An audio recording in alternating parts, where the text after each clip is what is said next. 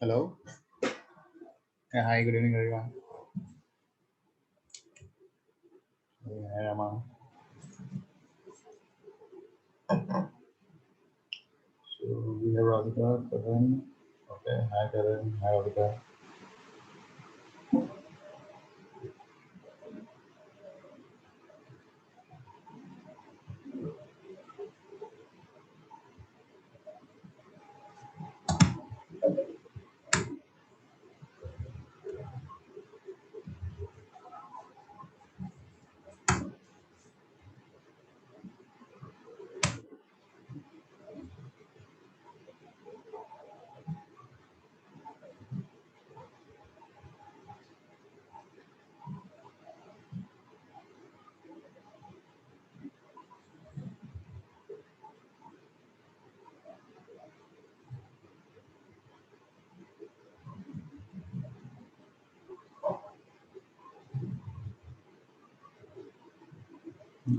So I think it's just start.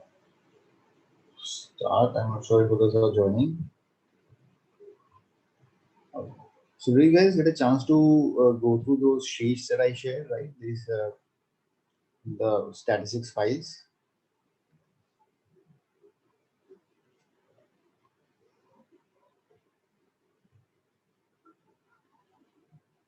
As you see already, right, there were some questions that we had.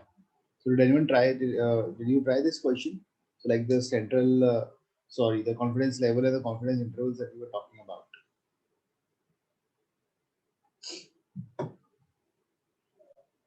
Yeah, for this question. So maybe if you haven't tried, we can do it right now.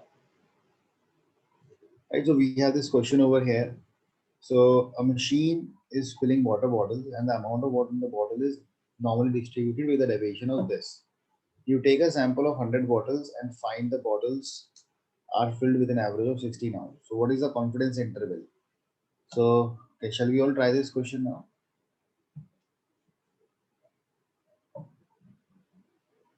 Because after this, I'll be talking on a very interesting topic.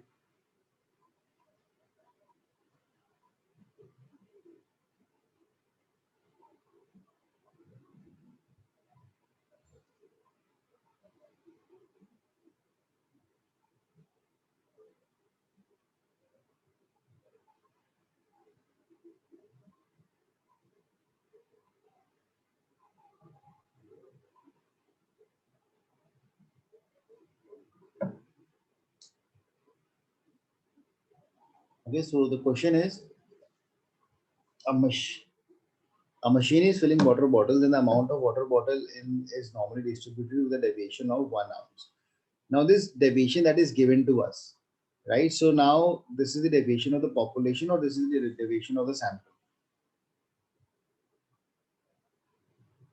Yep, anyone who can tell me? This is the deviation of the population. This is the deviation of the Population. right, right? So we have this deviation of the population that we have over here. Now what we do is we take a sample of 100 bottles from there and find that the bottles are filled with an average of 100 ounce. So this is the average that we found. So what is the confidence interval for confidence level of 90%? See now those three values that we calculate that day. Those are things that you should just learn it by heart, right? Because that is something that you will be using everywhere. So now when I'm talking about 90%, so 90% we saw that the value was Z value was 1.65. So how do we find the confidence interval? That is X bar, that the mean that you find, X bar plus minus this Z score into standard error, that is sigma by root n, that is 1 divided by root of 100, that is 10, point 0.1 into 0.1 into 1.65, right? That will be 0.165. 165. This is what you will get. So now if you come over here, so basically this is the value that you will get, and you just add and subtract to that, and you will get that this is the confidence interval that you should be keeping that value with. I hope this is clear to all of you. So what we did was X bar was 16, that is given to us. Z we have calculated, that is 1.65. Sigma was given to the in the question, that was 1, and divided by root n, root of sample size, that is 100. And you get the number, you just plus and minus it, and you will get a central limit over here. right? Okay. So now with this, so now once we understand this, let's move forward. Just a second.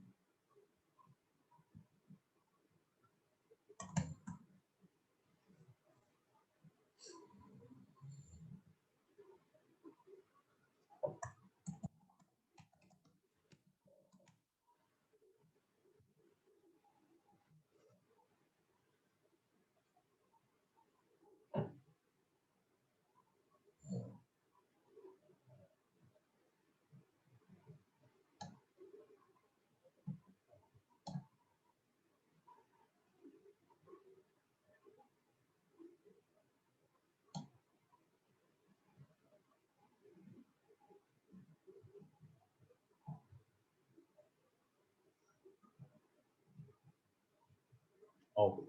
See, now something that we are going to start off with is that is hypothesis testing. So once we have understood some of the basic stuff around stats now, so we'll talk about hypothesis testing now. So what do we mean by the term hypothesis? Anyone? An idea which we are testing, Okay. like a situation we have created. Hypothesis.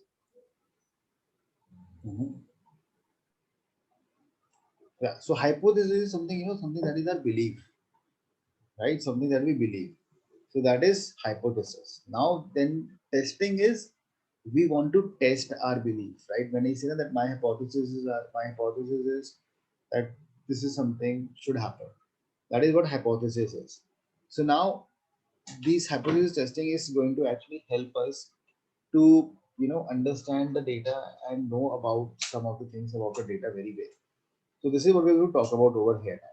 So like for example, right now I take an example over here to explain you this in a very layman's term.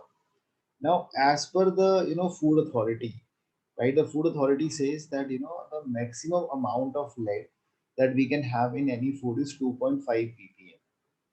Okay. So this is what the food authority of India has said. Now, what is the belief, right? If now any company starts manufacturing some biscuits or any company starts manufacturing some, any food item, what will you believe? You will be believing that, he will be having that lead as to the amount of lead will be less than 2.5 ppm, right? This is what you believe, right? Like when you say that, when you go and buy a paracetamol tablet. Now, in that, the paracetamol, it is recommended that if you take a paracetamol tablet, it should have a paracetamol amount of less than 10 mg. So any brand you buy, you will have that faith that okay, you are buying a medicine in which paracetamol amount will be less than 10 mg. I am right? Am I right in saying that? Yes. Right. Now this is my hypothesis, something that I'm believing.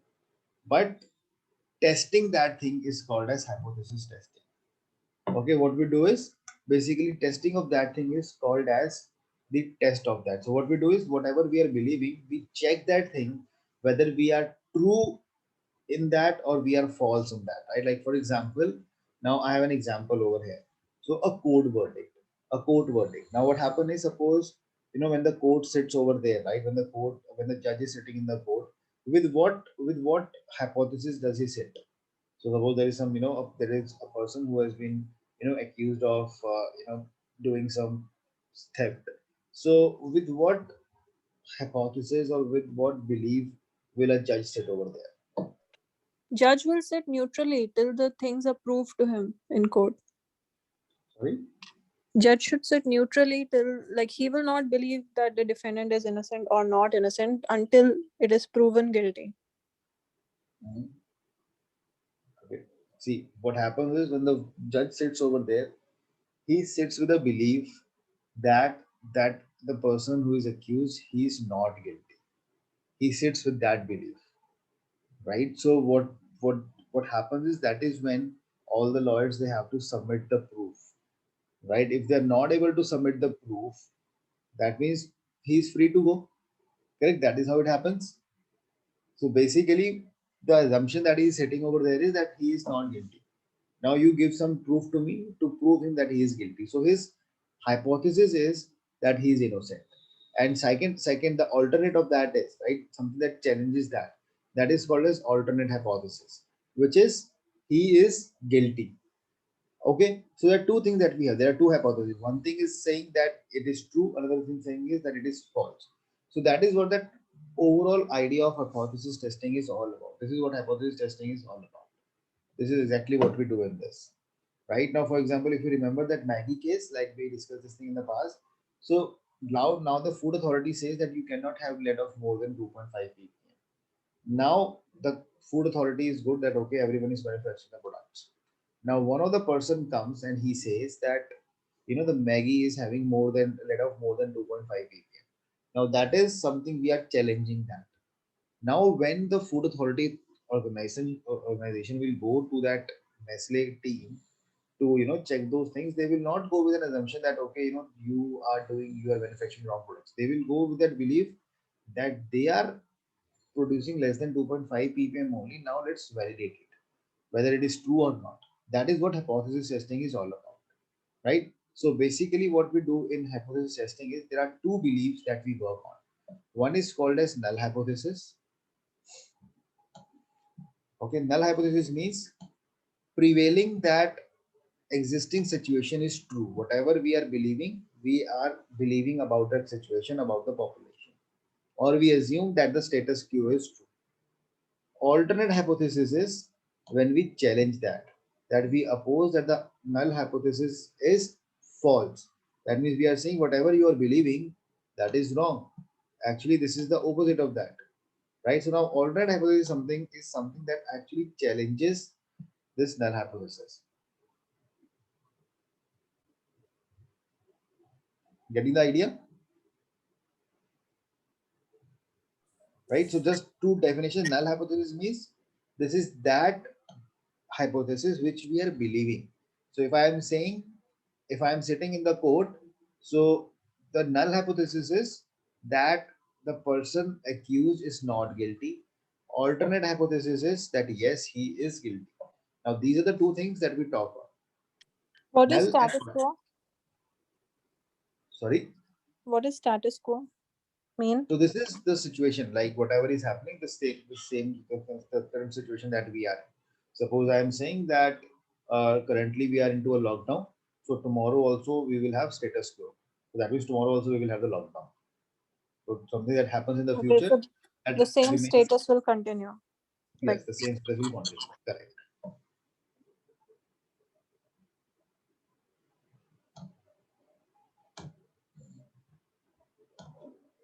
Okay. So the hypothesis testing that you are trying to prove. So basically, I just will do some question over here, right? So now what I'll do is what we'll do is let's take a small example. So now what I'm saying is that I have captured the time of an employee, that how much time does he takes to reach to an office. Okay. Now I have recorded that he takes 36.5 minutes to reach to the office. Now my null hypothesis is that he takes 36.5, and my alternate hypothesis will be my alternate hypothesis will be that he doesn't take 36.5 minutes, right? So that will be the opposite of that he doesn't take it. That is how the null and alternate hypothesis work. So if I am saying, the average score of Sachin is 60 runs, that is null hypothesis. Alternate will become that the average score of Sachin is not 60. Just the opposite of that. That is something that is called as alternate hypothesis. Okay. So now we define null hypothesis by H naught and HA, right? This is how we define the null hypothesis. So I'll just underline this thing as well.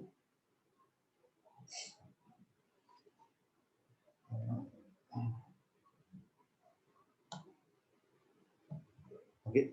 So when we make two hypotheses, H naught and HA, so what we do in that case is we say that what we do is we basically the null hypothesis that we make, we refer that as H naught or HO, or the alternate hypothesis that we create, we call that as HA or H1. So these are just a nomenclature. And now there is something, which is very important to understand how we pronounce it. So basically what we do is our hypothesis. Suppose, now you have two hypotheses. Now just you can just think of it. You can try to write it as well. So I am saying my null hypothesis is that the criminal, the person who is accused, is not guilty. Alternate hypothesis is that he is guilty. Okay. Now suppose what happens is that you are not able to submit, the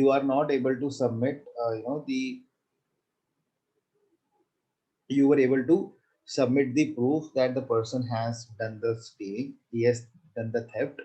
So that means he is guilty. So what will I say? So what will happen is I will say that I will not say that I accept null hypothesis. I will say I reject null hypothesis. Getting it? So let me just write it up.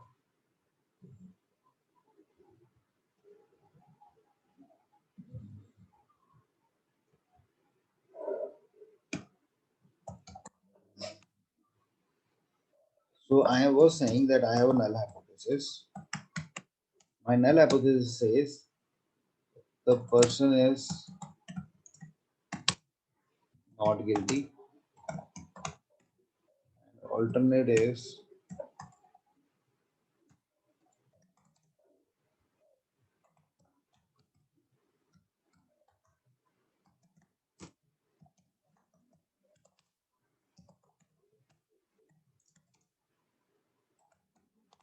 the person is guilty, right? We have two hypotheses that we're talking over here. Now what happens is, so the lawyers come, then they submit proof. They submit proof that the person has done the theft. The lawyers submit the proof.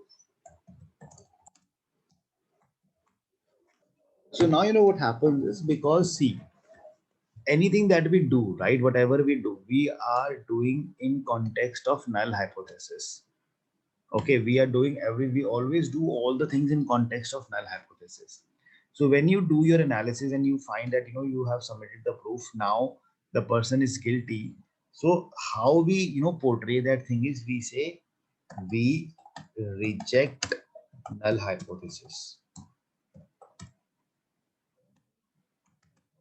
Okay, we reject null hypothesis.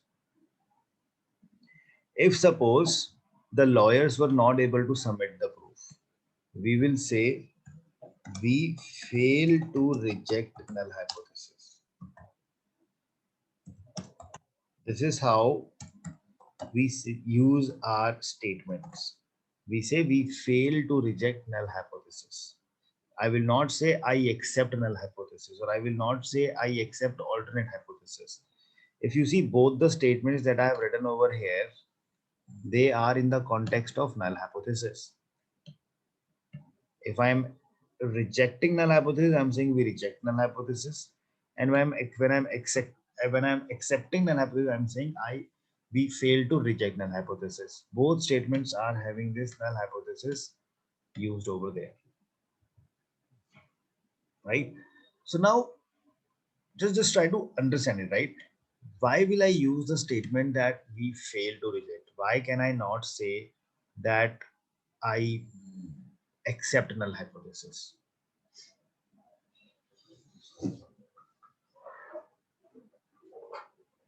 Because the lawyers were not able to prove in the court, they were not able to submit enough proof that the party is guilty. It is not that they were able to prove that the party, like, they are able to not prove that the party is guilty. So that is why we are saying we fail to reject null hypothesis. Because if we say that we accept null hypothesis, that means there is solid proof to accept it. That's what I think. So basically, you're right. You're going in the right direction. So basically, if I pick, you were right in saying that. Just that now, if I just try to change that example, right? So if I change that example, so you will be able to understand it better. A person comes and he says, Maggie has more than 2.5 ppm of lead. Now he says this. Okay. Now food authority Food authority comes into action.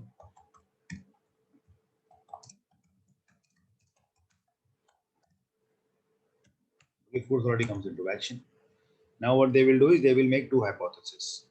One will be H naught, null hypothesis.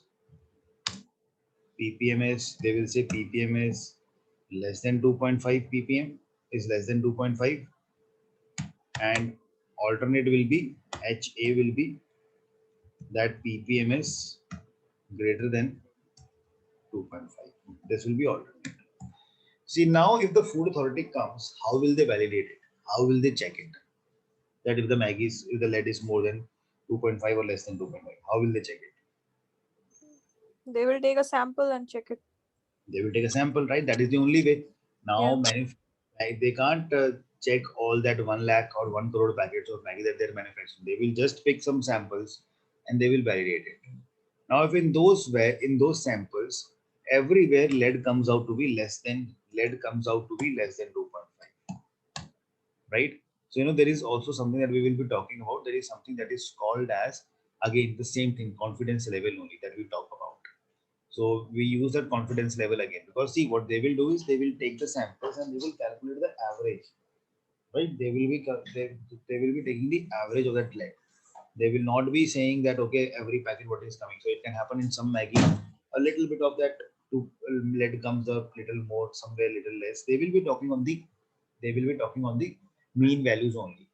But now what we are saying is that the samples that they collected, from that samples it was found that the lead was less than 2.5, because they have not validated the entire population or the all the packets that they're manufacturing.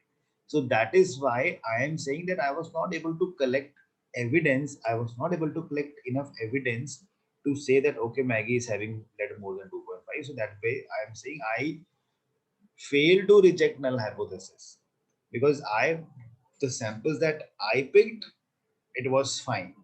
But it can happen that maybe some other sample which was not in my reach, in that packet, the Maggie of the lead amount was more than 2.5. Getting it? What I'm trying to say?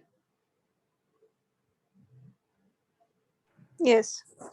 Right? So that is why, just to make sure that we are not giving or using wrong statement, so we use the term we fail to reject null hypothesis. That is how we use the two terms. Okay. Right? So we never say failure to reject null hypothesis is equal to accept null hypothesis. No, we will never use it. So this is the reason we are talking on this. Now we'll have small example over here which we'll try to understand. Everyone, I'll just need 5 minutes, right? So can you just give me 5 minutes? Starting 5 minutes from here, right? Just 5 minutes, I'll get back.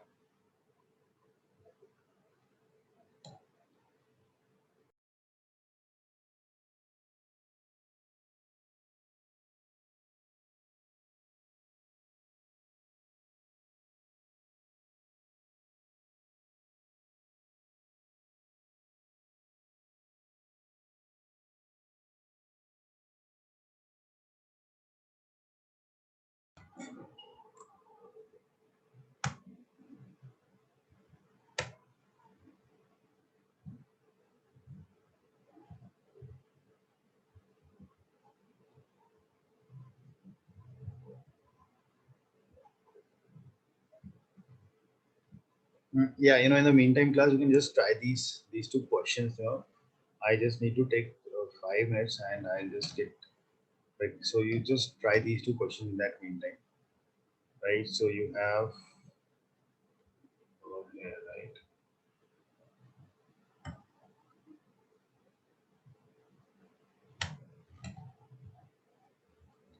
We have just been on cost confidence interval. So this is the two questions, right?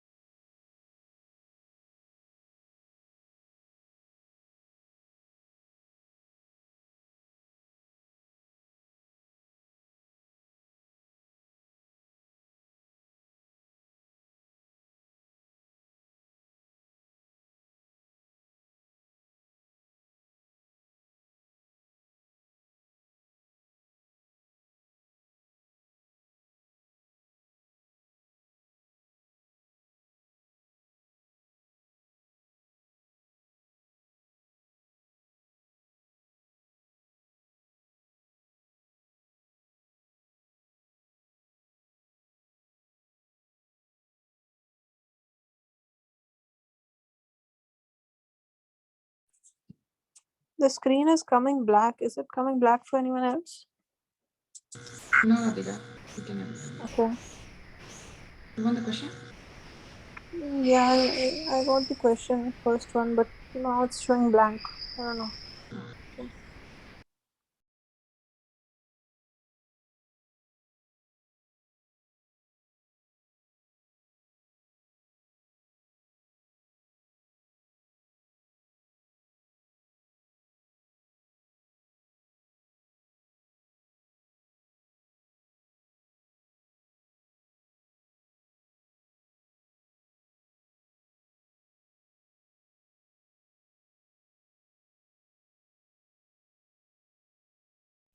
I just join back in, okay? Just join back in. Okay.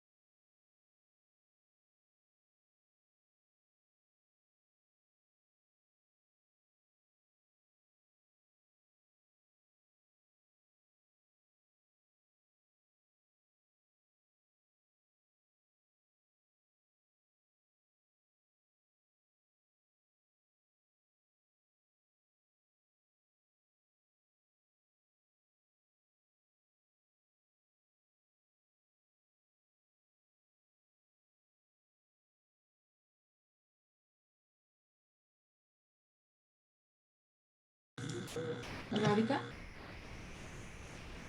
Radhika? Yes, Okay. Can you able to view? I am able to see the snap. Is this your screen again or? No. I just took the snapshot and I've sent it. So image. Okay, one second. As soon as you said I could see it. Oh, I think by mistake, I think I just.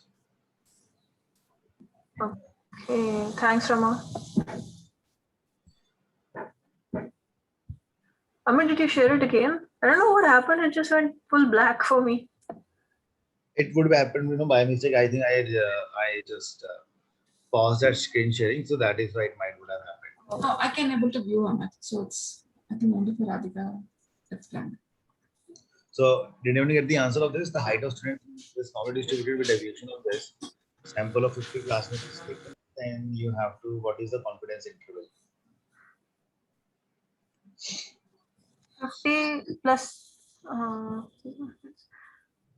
Maybe 66 plus minus, that we need to find. Yeah. 4 divided by root 50, right? 4 divided by Root 50 is 7.07. Yeah. And then into Divide that by. Sorry.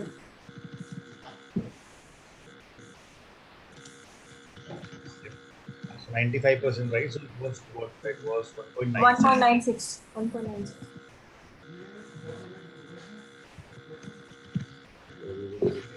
1.96 multiplied by 96. 0.96 multiplied by sigma was, what was sigma 4 divided by 7.07. Square root of 50.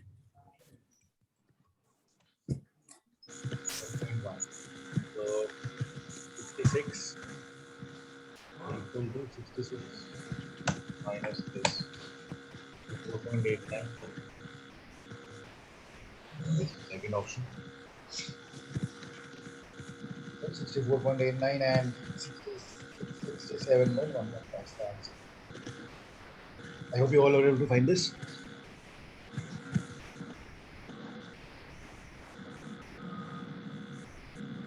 Next question, anyone want to try? Next question was interesting.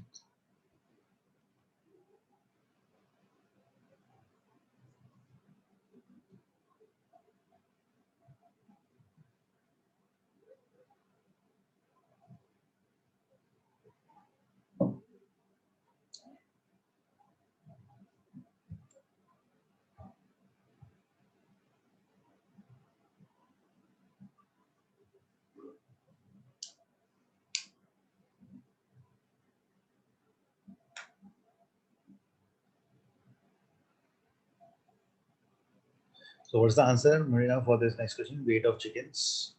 If you have found it by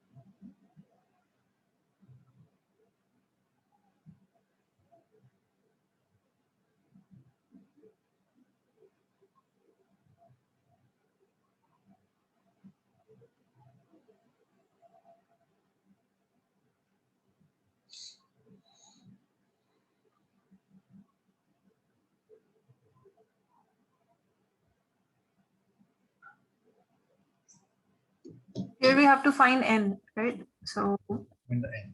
So the Yeah. margin error is given to you. So margin error is Z into sigma by root n. Yeah. Z into sigma by root n equal to 2.5. Yep. Doing it.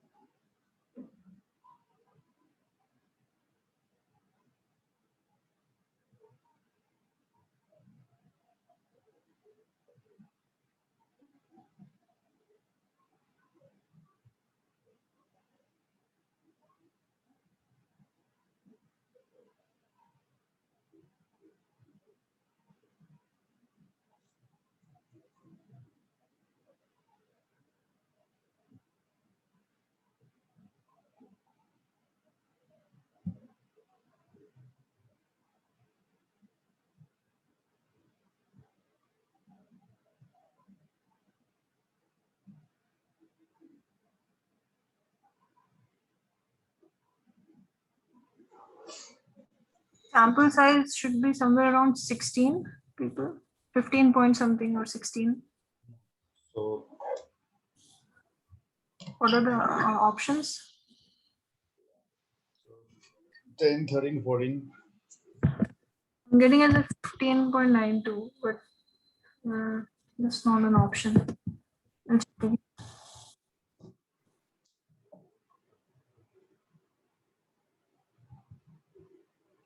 Z-score for 99% was 2.85, right? 2.57. 57. Oh, okay.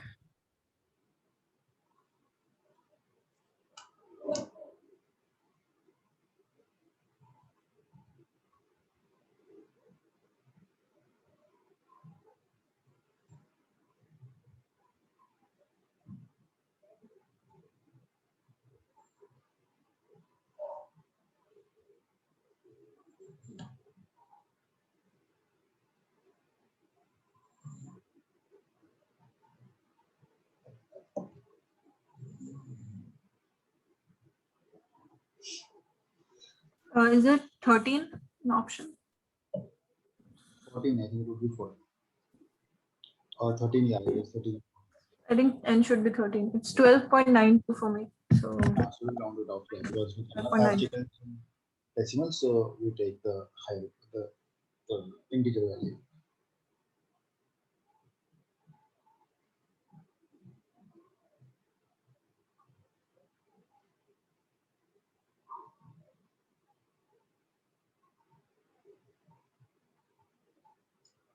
All are you all able to find it? Right? Shall I move forward?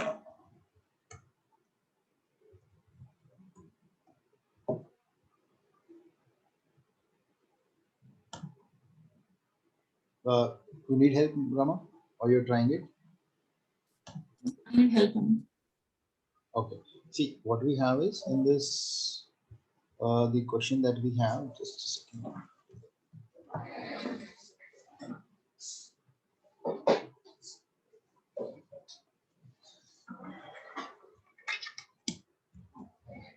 See.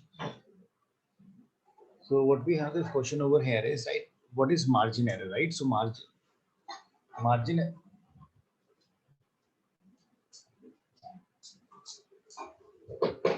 see, okay, the margin error is basically sigma divided z into sigma divided by root n, right? So if I show you that the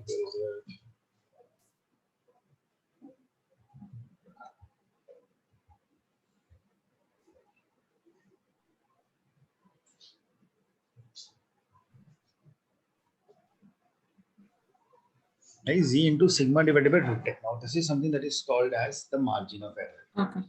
Okay, so now if I go in the question, right, so it is already given that margin of error is 2.5. Okay. So I am saying 2.5 is equal to 2.5 is equal to z into sigma by root n, correct? The value of Okay. this is given to me 2.5. Okay. 2.58 into So 2.58 into sigma. Sigma is also given. 3.5. What's that sigma? Sigma is 3.5. 3.5. Yeah. 3.5. So I'm saying this 3.5 divided by root n, or n we have to find. So I will square the values on both the sides. So n will become z square into sigma square divided by margin of error square, correct? Right. So it will become n should be equal to. So if I say z score. So I hope Rama, so we are clear on this. What will be the z score value? You are clear on this? Yes. Yes. Yeah. So that will be 2.58. 2.5. So I come, so we say equal to 2.58 raised to the power 2, right? That is this, and into multiplied by, we have what was under sigma, right? That was 3.5 raised to the power 2 divided by 3.5 raised to the power 2. 2.5 raised to the power 2. 2.5. Right, 2.5 raised. Margin of error was 2.5. Oh, okay. And you have to close the bracket on the front side. this over here. That comes out to be 13.04. So this 30. So I'll round it up to 13 only, right? So I cannot have 31.04. So output should be 30.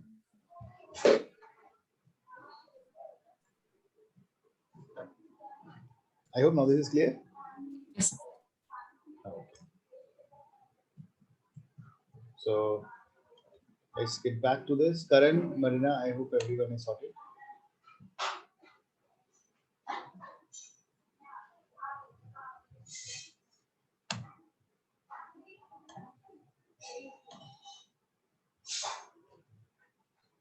Yeah, okay. So now you know the first step of hypothesis, right? So whenever you start with a hypothesis testing, the first step of that will be you have to state hypothesis, what is null hypothesis, what is alternate hypothesis, right? That is how the hypothesis testing starts. See, because this is testing is something that we will be doing. There is a complete statistical method of doing it. So what we do is you first define what will be your null hypothesis, what will be your alternate hypothesis. Now suppose you have this again an example over here. Suppose there was a company, there is an AC company. Now the company says that the average sale of AC per store per month is 350 units. Okay. See now you know this is where your idea of hypothesis testing will get clear. So and I will ask you question. Now the company says that we sell 350 units on an average. We store 350 units per month per store. Now the company is saying that the weather has changed and the sales will not be equal to 350. This is what the company is now saying. Now tell me what will be the null hypothesis, what will be the alternate hypothesis?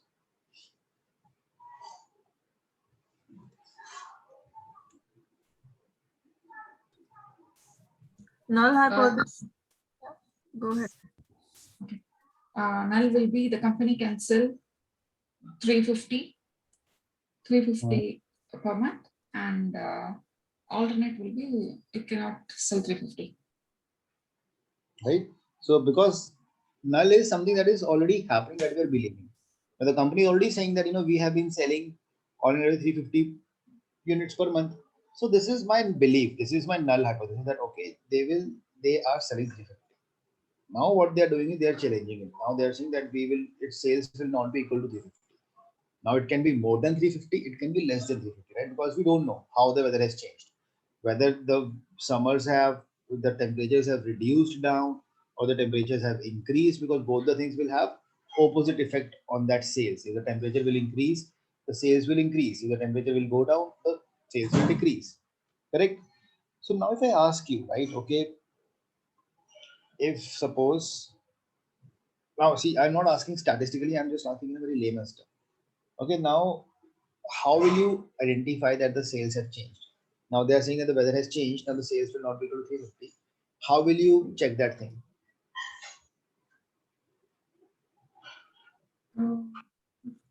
Huh? I'm thinking. By the sales, like the total sales for the store, monthly turnover, or the quantity what is sold. Right. I mean, this is the only way, right? What you will do is now they're saying like, okay, up till the month of June, they were saying that we were having the sale of 350. Now they say that in the month of July and August, we are not going, the sale will not be equal to 350. So I will say, okay, so let's wait for that month.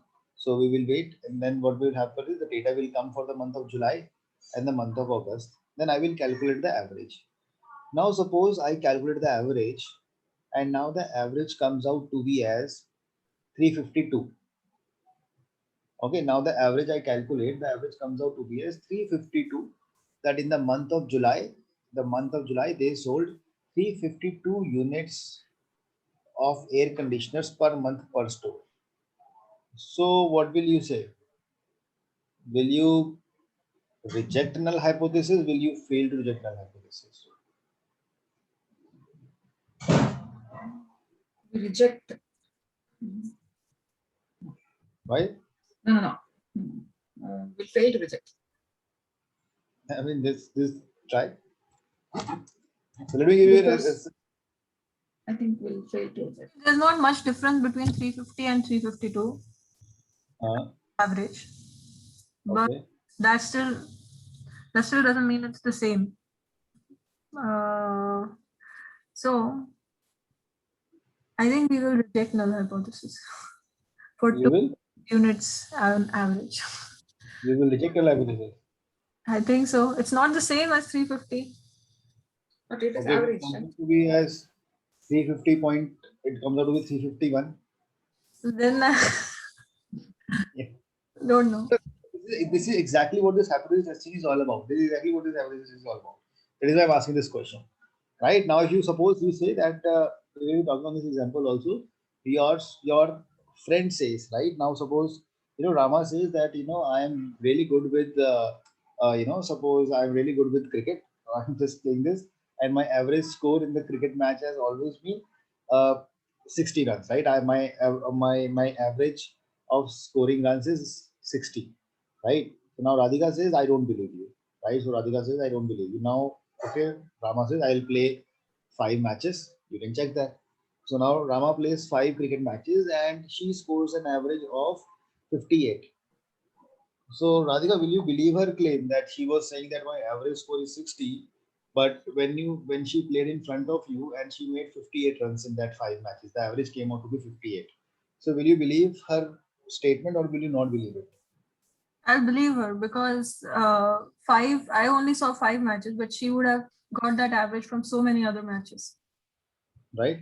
But if she scores 56, then will you believe her? Maybe 60% or 80%. I don't know. You tell her if she scores 56. So what will you say that okay, you were Okay, saying maybe you score average 60 every time. he was saying 60, but she scored 56. So I'll say good. Okay. Now she scores 52. So will you believe her claim? No, then I'm not believing. You will not believe her, right? Because so if you see there is some limit that we are looking at. Technically, we're looking at limit that if Rama scores 57 till 57, I will believe her that her average is 60. But if she scores less than 57, then I'm going to tell Rama that your average is not 60, it is less than that. And it can also happen the other way around. She might score 62. So you will say, okay, she has scored 62, that means she can believe, she can do it. But if she makes 67, then it's your responsibility to go and tell her again that your average is not 60, it's more than 60, right? You are a better player than that. Right? So both sides we are taking a look at. Deviation. Right? This is exactly what this hypothesis testing is, and this is what we have studied up till now: central limit theorem, or this confidence levels, confidence Confidence intervals. level. Right. This is exactly what we will be now using again. So what I do over here now is if I come to this question, so this, as you all mentioned, the null hypothesis will be that assuming the status quo is true, that the average sale will be 350, and alternate will be it is not equal to 350. Okay. So now if you see a question over here, so I'll also just let me just do one thing. So let me hide the answers. So Flipkart claimed that its total valuation in December was 14 billion. What would be the alternate hypothesis? It's not equal to 40 million. It's not 14 billion, right? So the total value is not equal to 14 billion. Now this is where an important concept will come. Now, whenever you create a hypothesis, a null hypothesis or an alternate hypothesis, these are the two things that you will always see and you have to take care of. Null hypothesis should always have equal to sign. It can be equal to, it can be less than equal to, or it can be greater than equal to. But null hypothesis will always have a equal to sign. Okay, because right now the examples that you have seen, they were on both the sides. When I was saying that, like example was lead amount should be equal to like the example that I've given you over here was sales equal to 350, right? Or if I'm saying that Rama says her average score is equal to 60, right? Now these are the statements which had equal to sign, but the claims could be other way around as well, right? So company can claim that the sale of the ACs is more than 350, right? Or they can say the sale of the ACs is less than 350.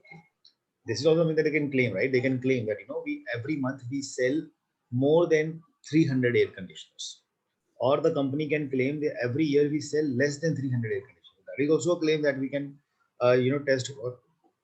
So in such scenarios, how we decide null hypothesis and alternate hypothesis is that always remember null hypothesis will always have equal to sign, less than equal to, or greater than equal to, right? Equal to will always be there, and alternate hypothesis will be not equal to, greater than, or less than. So these are the signs that are actually going to help you that how the null hypothesis and alternate hypothesis will be. So in order to understand this better, let me show you the example. Okay. Now Flipkart claimed that its total valuation in December was at least 14 billion. Now they are saying at least, that is greater than equal to 14 billion. So now null hypothesis will become this.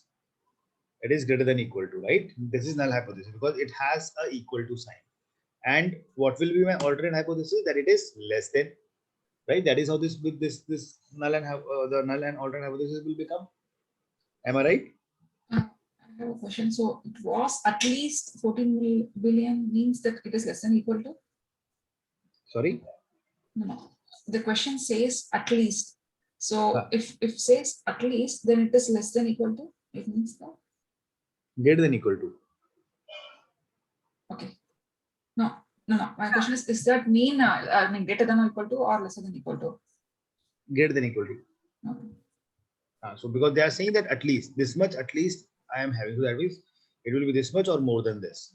So at least means more than 14 billion. So they are saying the total valuation, the company is saying that at least we had the lowest we can have is 14 billion. So it is more than equal to. So alternate will become opposite of that, that is less than 14 billion. So they are saying we have more than equal to 14 billion, and we are saying no, it's less than 14 billion. Right? Same way the company can say that the Flipkart claimed that its total valuation in December was greater than 14 billion. Now they are claiming our valuation in 2014 was greater than 14 billion. Now it has there is no equal to sign in it. Now the people generally make a mistake is, what they do is whatever is written in the situation, they believe that as a null hypothesis. No, that is not the case. So null hypothesis is something that will always have a less than, which will always have an equal to sign. So what is the opposite of this greater than? That will be less than equal to.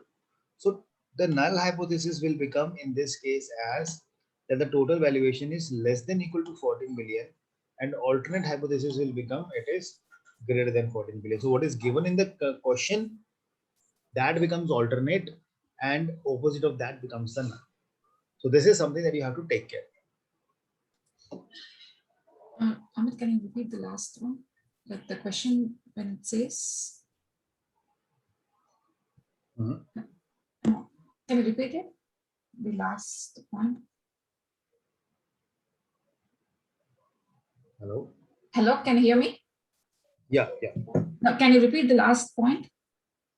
So About the I'm question. saying that, so I'm saying, whenever you make null and alternate hypothesis, you have to see that null hypothesis will always have a equal to sign in it. Yeah. Right? So it's Okay. not necessary that every time what is written in the question that will be your null hypothesis. Okay, like in this statement, it is written that the Flipkart is claiming that the valuation was greater than 14 billion. They were saying that the valuation is greater than 14 billion.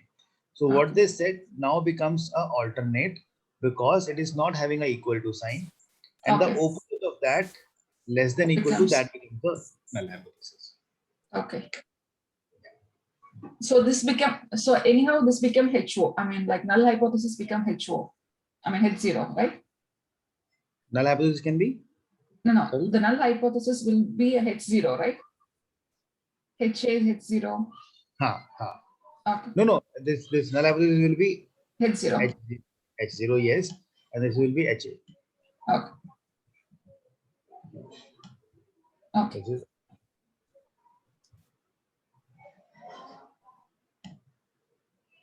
Right. So now another question we have. Okay, let's do it this way. Let's do it. Yeah. Okay. Now this question over here.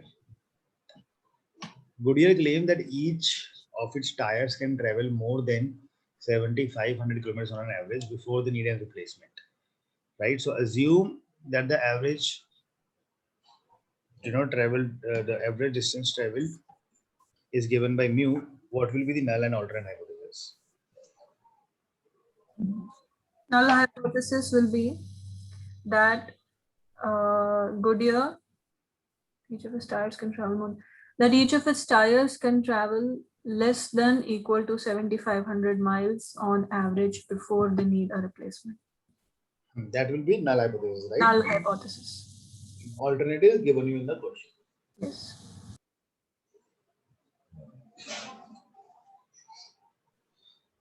Correct?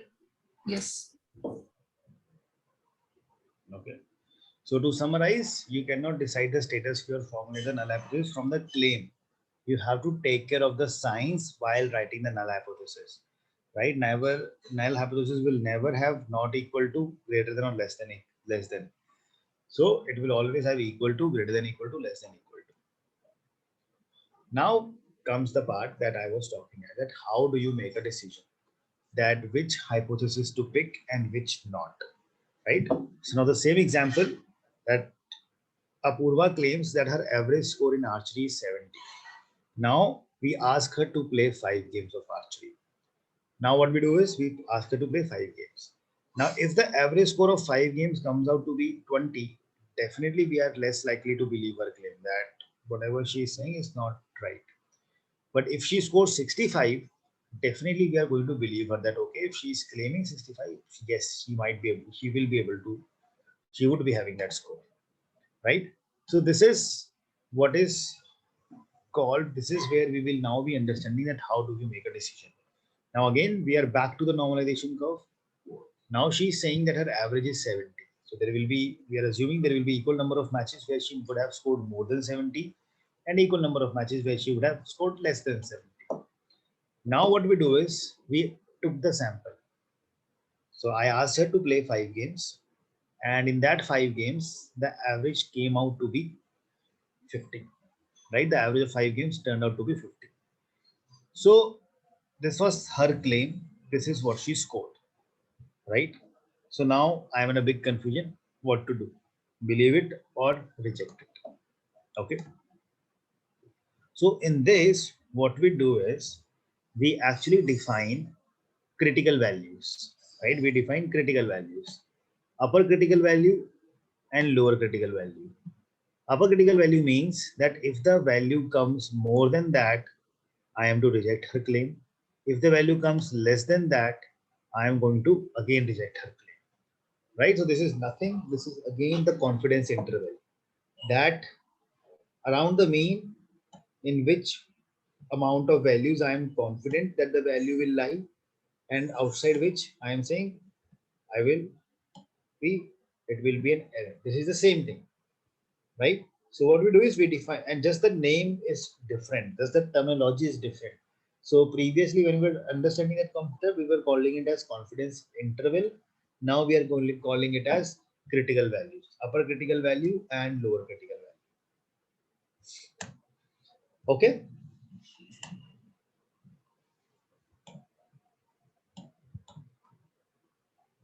So what we do is we take this now.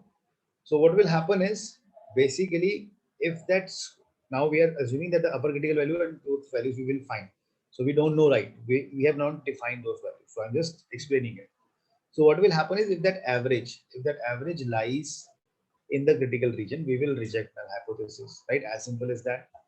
And if it lies in the acceptance region, that is not in that rejection area, we are going to say we fail to reject the hypothesis, right? This is reject null hypothesis, this is fail to reject null hypothesis. So now how do we come to this scenario is, for this we have to understand two things. So these tests that we do, right, these hypotheses can be of two types. They can be directional and they can be non-directional. Directional means when you have the, the directional means when you are trying to find the value. Suppose like if she has claimed that she will score, her average score will be more than 70, right? If she says that my score will be more than 70, that actually becomes that actually becomes a directional test, and non-directional means where she's saying that my average score is 70. Now it can be more than 70 also, and it can be less than 70 also. Now that is called as non-directional. Right? So we have two type of hypothesis, non-directional and directional. So in directional hypothesis, what happen is she is going to say that my average score is more than 70. Now, if she is saying that my score is more than 70, now whether she scores 80, 90, 100, 120, she is true in saying that, correct? If she is saying that my average score is more than 70 and you take a sample and she scores 110, that means you are true in her claim, that she is correct in her claim, right? But now, when will you reject her claim? If her value comes less than a critical value that you defined. If that value comes less than that, then you will say that, okay, Apurva, your claim is incorrect. Okay. Similarly, if she claims that her average score is less than 70, if she says her score is less than 70, now if she scores 20, 30, 40, whatever she scores, she is correct in saying that. But if she scores more than a certain value, if she scores more than 75, then it's my responsibility to tell her that her claim is wrong.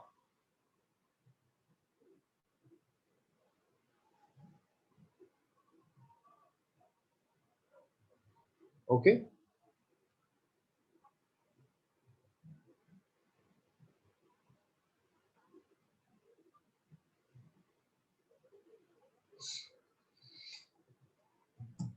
Are we all clear on this?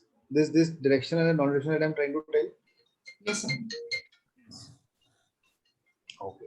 Just one thing, I missed on that part. So when you're saying mu is the total population average? The overall average, right? So what, like in that, like when Apurva was saying, Apurva was telling that thing on all the matches that she has played. So Okay. based on that, she has told that her average is more than 70. And And this claim that we are doing, this testing that we are doing it on the sample. so X bar, which means that whatever then she's doing to prove her claim, whatever those values will be, we'll take a mean of that, that will be X bar, and that will become the critical point. No, critical point we will find right now. X bar equal to 50, that was the critical point, right? No, X bar was the average that we got from a sample.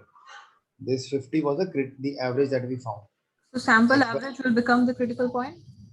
critical value is the limit point. So like if I show you, if I tell again, so she was saying that my average score is 70. When I took a sample, average score turned out to be 50.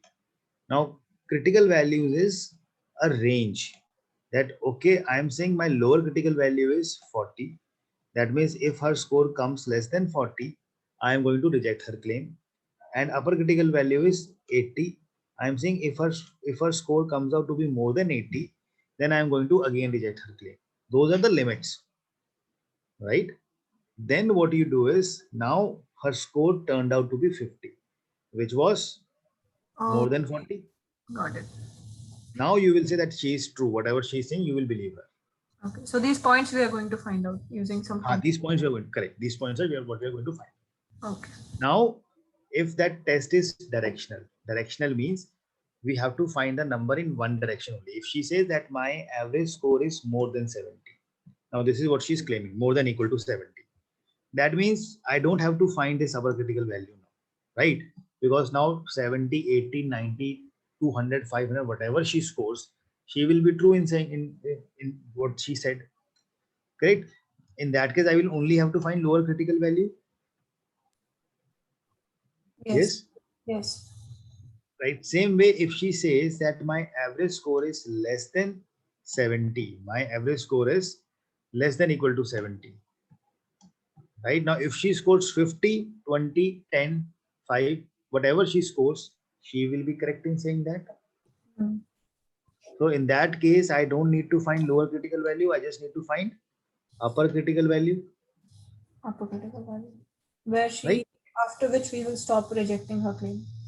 After which we will say that, if the value comes more than that, we will tell her that your average is not less than equal to 70, it is more than that. Okay. Okay, this is exactly what directional and non-directional is. Directional means you find the critical values on both the sides. Non-directional means you find upper and lower both, and directional means only one side. Okay.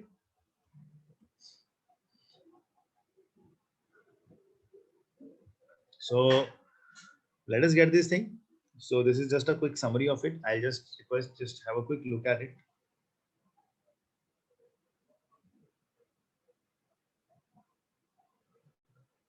Right, the formulation of a null and alternate hypothesis determine the type of test and the position of critical region. You can tell the type of the test and the position of the critical region on the basis of sign in the alternate hypothesis. With the sign itself, you will be able to tell. Right, if you have a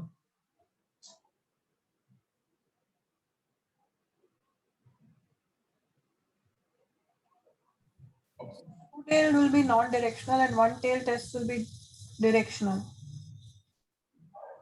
sorry. Two-tailed test means non-directional. Non-directional. Two-tailed means, see, this is called as tails. Actually, I think if I didn't, so when you make this curve, these two things are called as, this is called as tailed. So basically, when it is a non-directional, you find the values on both the sides, on the lower side also and on the upper side also. That is, we call it as two-tailed test. And when you find the values only on the one side, right, that becomes, if you find the values only on one side, that becomes one-tailed test.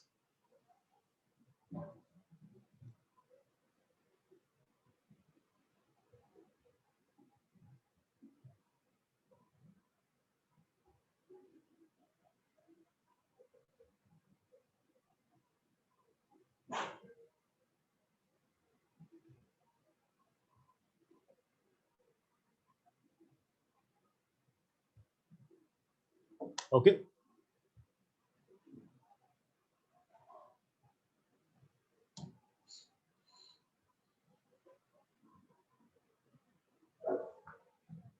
So now if you see over here, just a quick examples of this. So let's try to understand them. So a courier claims that they have an average time of 3 days.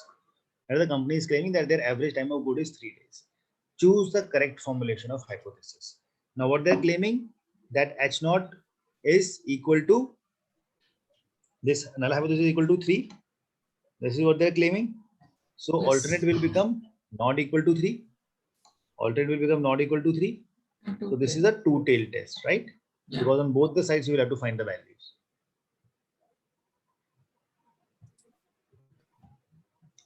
Now, if you say, now we have another question over here. Now, the researcher is claiming that the average male Bengal tiger is less than 220 kg, right? This is what that research. Alternate hypothesis. Sorry. I think this is the alternate hypothesis. This is the alternate hypothesis.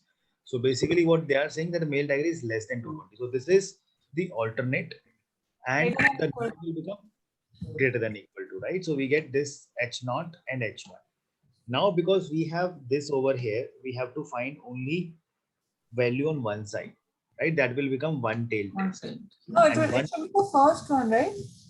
Not the third one, first one. Because H naught should be greater than equal to, not just greater than. You're saying sorry. Yeah. Sorry. Yeah. So basically, we will have the output as this greater than 220, and this is less than equal to 20. That will be the output. Sorry, greater than equal to this one and less than 220 kg. But the test that is written over here, that is incorrect.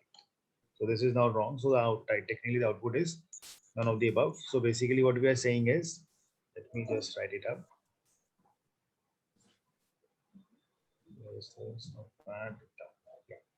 So if I come over here,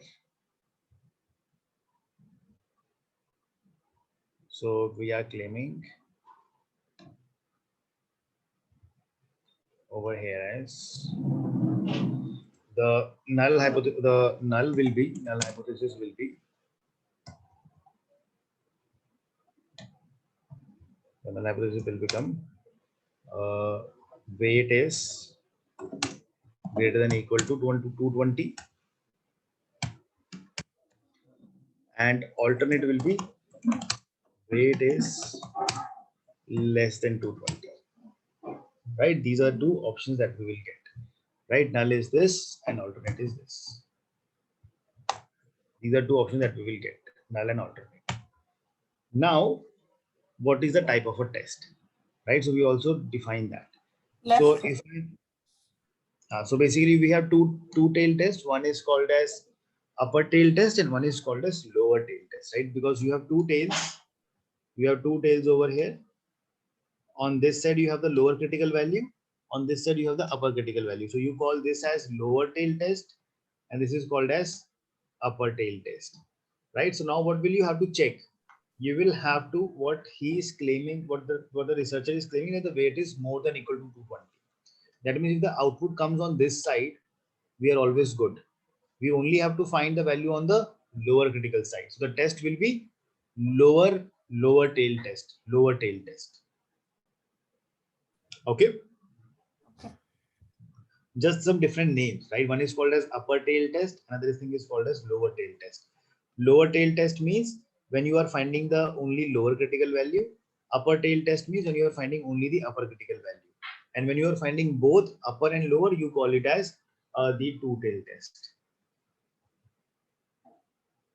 I hope I'm clear to all of you.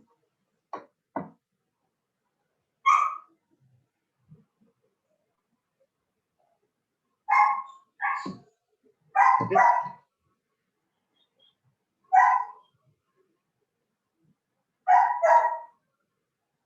Right. So now you know how we find the values. So I think we'll do it tomorrow, right? So we'll take a pause over here for today. So critical value methods, how we find the values, those critical values, we will do it, and then we'll do some questions on that. Okay. That's a lot of suspense. Sorry. That's too much suspense. I have to wait till tomorrow to find out. Okay. And this pink color is the best pen color. Okay, it's visible. Okay, thank you. Okay, sure. Thanks for that.